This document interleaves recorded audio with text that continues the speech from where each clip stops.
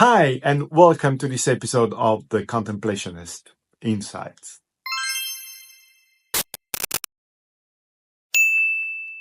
Today, I would like to talk about the rational or instinctive decision, which one works better.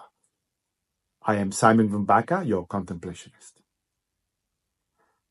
We are, in our daily life, confronted to a lot of decision-making. Some are important decisions, others are far less consequential decisions. However, we still are confronted to the art of taking decisions.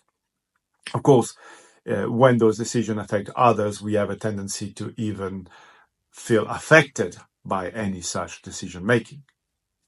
It is therefore very important that we understand that hesitation or worries are part of our normal behavior when it comes to heavy decision-making.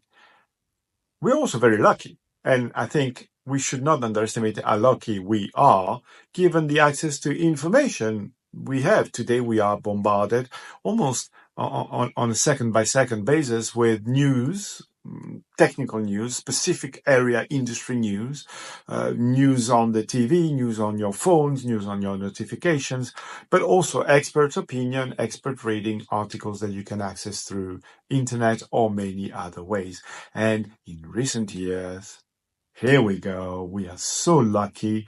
Data analysis has become such a powerful tool that even what we didn't know we needed to know is now presented to us in a nice and lovely compiled report. Were we too lazy to ask for the report? No worries there. Artificial intelligence is already compiling it for us. Hey, Simon, we noted that you are doing this, and that. Here is a report that could help you taking your decisions. Fantastic. All this fighting for our attention is absolutely beautiful to a certain extent and with a lot of sarcasm. The reality of it is we still have to take the decision. Nobody else can take that decision for us. And so it shall remain. It is a very important element. We also have to understand that there is a massive difference between a rational decision and an instinctive decision. The rational decision per se can be, to a certain extent, influenced or supported by data. We can accumulate so many data points that could influence our rational decision. We sit at a table, we analyze, and we think that at the time we take the decision, that based on the information available at the time the decision was taken, that was the best decision. Now, we're still taking the decision in a vacuum, and data only reflect what has occurred and not what will occur. Therefore, sits in the past and not in the future. As such, despite our comforting feeling, we are still taking a decision in a vacuum. Instinctive decisions, however, appeal to a different level of our brain response. And they are the accumulated knowledge and experience. And they allow us to react in a manner that is very often based on our own experiences. Therefore, the instinctive decision is not better or worse than the rational decision. It's just taken differently, valuing different aspects of what is important to us.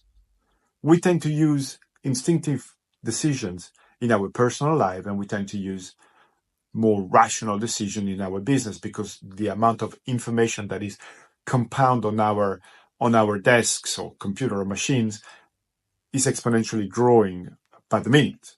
And as such, we try to rationally go through all that information, talk to the right expert, talk to the board, talk to the other people around us, our colleagues or friends, and we try to come up with what we think based on all that information is the right decisions.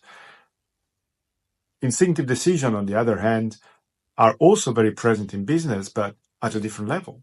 My observation is at high levels of performance on executive and investors in particular, a lot of it is based on their gut feelings, on instinctive decision based on data points that could not be replicated easily through machine or computers.